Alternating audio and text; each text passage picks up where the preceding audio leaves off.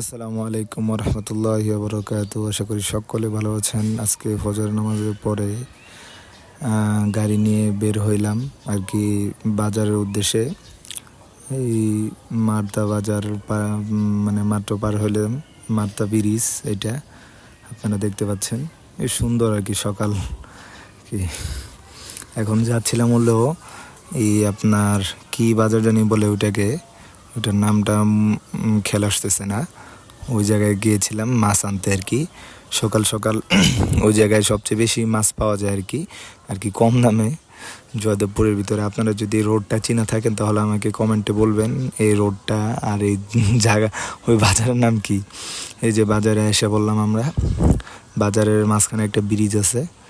এই যে এদিকে আর কি সিএনজি স্ট্যান্ড সাইডে আপনারা দেখতে পাচ্ছেন। আর মনে করেন হাইটে হাইটে সামনে যাইতেছিলাম, পরে দেখি কি এদিকে অনেক দুধ আর কি, বুঝছেন। এই দুধগুলা বলে প্রত্যেক দিন না হইলেও বলে আপনার কত জানি বললো 70-60 মণ বলে এই জায়গা থেকে দুধ পাইকারি বিক্রি হয়।